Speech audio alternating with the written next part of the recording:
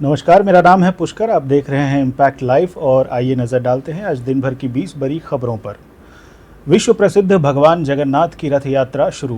पुरी में गुंडीचा मंदिर पहुंचेंगे भगवान जगन्नाथ, बलभद्र और सुभद्रा। प्रधानमंत्री मोदी ने भगवान जगन्नाथ की रथ यात्रा के अवसर पर देशवासियों को शुभकामनाएं दी।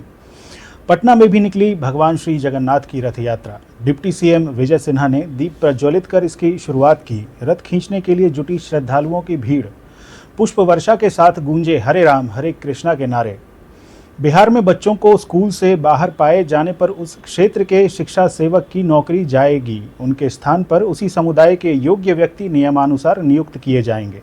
शिक्षा विभाग के अपर मुख्य सचिव डॉक्टर एस सिद्धार्थ ने सभी जिला शिक्षा पदाधिकारियों को निर्देश दिए। बिहार में प्रशांत किशोर की तरफ बढ़ रहे आरजेडी के लोगों के झुकाव को देखते हुए पत्र लिखने को मजबूर हुए आरजेडी के प्रदेश अध्यक्ष जगदानंद सिंह। उन्होंने पत्र में जनसुराज को बीजेपी की बी टीम बताकर आरजेडी कार्यकर्ताओं और नेताओं को इससे दूर रहने की नसीहत दी। चिराग पासवान ने सीएम नीतीश कुमार से की मुलाकात। चिराग ने कहा कि इन दिनों बिहार में निर्माणाधीन पुल गिरने की घटनाएं सामने आ रही हैं। इसको लेकर भी उन्होंने सीएम के सामने अपनी चिंता व्यक्त की। साथ ही बिहार में चल रहे विकास कार्यों पर भी चर्चा हुई। जेडीयू विधायक गोपाल मंडल ने लालू यादव को बताया महान लीडर। उन्होंने कहा कि लालू यादव गरीबों के मसीहा हैं। वहीं उन्होंने बीजेपी पर निशाना साधते हुए कहा कि इस पार्टी के लोगों को बक बक करने की आदत है। केंद्र में मध्यावधि चुनाव को लेकर लालू यादव की भविष्यवाणी पर मंत्री प्रेम कुमार ने कसा तंज। उन्होंने कहा कि हवा में बात कर रहे राजद सुप्रीमो प्रेम कुमार ने कहा कि लालू जी सपना देखने लगे हैं जो कभी पूरा होने वाला नहीं है। सीएम नीतीश के बड़बोले विधायक गोपाल मंडल ने रुपौली उपचुनाव पर किया बड़ा दावा। उन्होंने रुपौली में अपने ही पार्टी के उम्मीदवार के हार का किया संकेत। गोपाल मंडल ने कहा, राजद उम्मीदवार बीमा भारती अभी पहले पोजीशन पर हैं। नीट यूजी काउंसलिंग जुलाई के तीसरे सप्ताह में शुरू हो सकती है। सरकार ने दिया संदेश। बता दें कि पहले 6 जुलाई से नीट यूजी काउंसलिंग शुरू होनी थी, लेकिन इसको रद्द कर दिया गया था। बिहार में बढ़ते अपराध को लेकर तेजस्वी यादव का जोरदार हमला। उन्होंने कहा कि सावधान, आप एनडीए सरकार वाले बिहार में हैं। इस कड़ी में उन्होंने सोशल मीडिया पर वीडियो शेयर कर कहा कि अपराधी बेखौफ हैं और सत्ताधीश खामोश। रुपौली में विधानसभा उपचुनाव को लेकर 8 जुलाई को थमेगा चुनाव प्रचार। यहां बीमा भारती को हराने के लिए सीएम नीतीश ने झोंकी ताकत। वहीं आरजेडी उम्मीदवार को महागठबंधन का समर्थन प्राप्त है।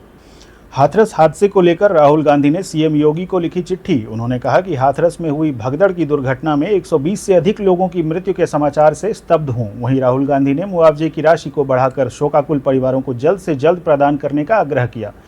केसी त्यागी बोले, विपक्षी नेताओं से गुजारिश है कि संसद को बिना किसी बाधा के चलने दें। बता दें कि संसद का बजट सत्र 22 जुलाई से 12 अगस्त के बीच आयोजित किया जाएगा। ऐसे में विपक्ष के संभावित विरोध को लेकर केसी त्यागी ने बड़ा बयान दिया है। आरजेडी के लेटर पर प्रशांत किशोर की जनसुराज का पलटवार। जनसुराज ने बयान जारी कर कहा कि अभी तक उन्होंने राजनीतिक दल नहीं बनाया है और आरजेडी में घबराहट शुरू हो गई है। जनसुराज ने कहा कि आरजेडी का काम भय और अपराध फैलाने का रहा है। पटना पुलिस अब व्हाट्सएप पर देगी एफआईआर की अपडेट। थाने का चक्कर खत्म। डीआईजी सह पटना के एसएसपी राजीव मिश्रा ने जिले के पुलिस पदाधिकारियों को दिए निर्देश। उन्होंने कहा कि हर हाल में यह सुनिश्चित करें कि थाने में जाने वाली पीड़ितों को किसी तरह की परेशानी का सामना न करना पड़े। बिहार के 13 शहरों में शुरू होगी उबर ओला। परिवहन सचिव संजय कुमार अग्रवाल ने बताया कि यात्रियों की सुविधा के लिए दरभंगा, भागलपुर, पूर्णिया, गया, मुजफ्फरपुर, वैशाली, सारण, मुंगेर, नालंदा, बेगूसराय, रोहतास, कटिहार और किशनगंज जिला में बाइक और टैक्सी सेवा शुरू करने का निर्णय लिया गया है। उन्होंने कहा कि प्रथम फेज में हम इन 13 जिलों में बाइक और टैक्सी की सेवा शुरू करेंगे। वहीं द्वितीय फेज में कुल 25 जिलों में शुरू होगी ये सेवा। झमाझम बारिश से बिहार में उफान पर आई नदियां। खतरे के निशान के पार पहुंची बागमती, कोसी, महानंदा और गंडक। गंगा में तेज वृद्धि। गंडक में 24 घंटे में 60 लोग फंसे। बगहा में नदी पार कर गए थे काम करने। एसडीआरएफ रेस्क्यू में जुटी। सासाराम में भी नहर में डूबी 4 छात्राएं।